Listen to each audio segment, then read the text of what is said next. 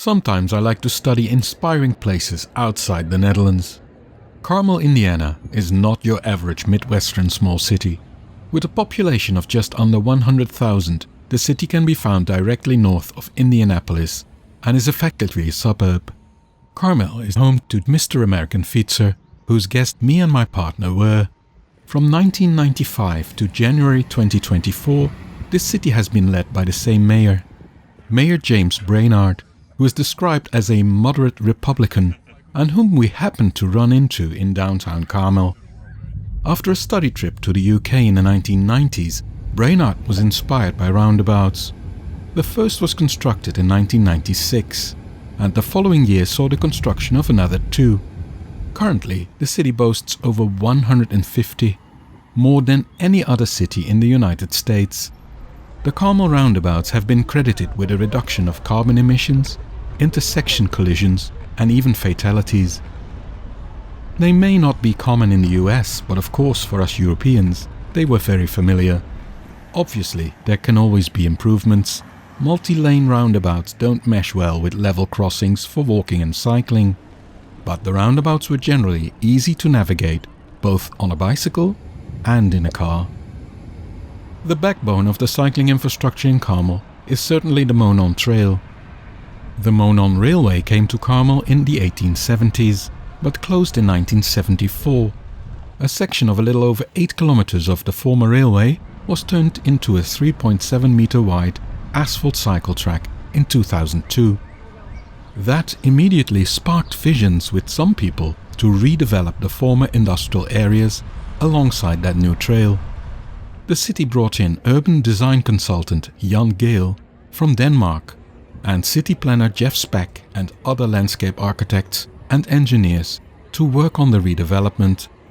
Speck had the splendid idea to make the trail the center of the redevelopment, literally as the median of a new boulevard.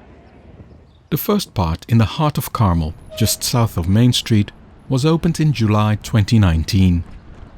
The award-winning 6-block Midtown Plaza development required an investment of $23 million, but that has led to $175 million of private sector redevelopment in the area.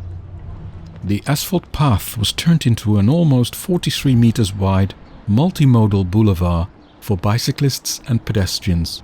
The boulevard is surrounded by low-speed vehicular lanes with curbside parking, tree-lined sidewalks, cycle tracks, and expanded outdoor retail and dining. Additional amenities include green spaces, biking and hiking trails, lounge areas, a spray plaza, game courts, shade structures, and designated food kiosks and cafes. Oh, let's not forget an indoor bicycle parking with double-layer racks, free tools, and free water. This placemaking project can serve as a model of how an industrial corridor can evolve into a destination with social, environmental, and economic benefits essential to a community's urban areas. Tax money well spent. And it is not just one street. In other parts of the city, you can also see a denser building style with shops, restaurants, and housing on the upper floors that makes the streetscape very attractive. Thanks to the festivities surrounding the 2024 eclipse, on a Monday, we could witness firsthand how well the city center of Carmel serves its citizens.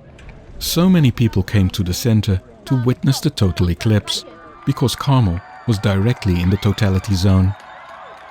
This city can, or maybe should, serve as an example that creating a livable environment with a less prominent place for the car does not have to be political.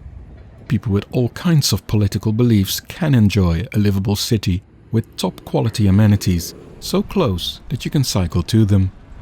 Large parts of the city are still under development, and it would be nice when more cycleways would be connected even better.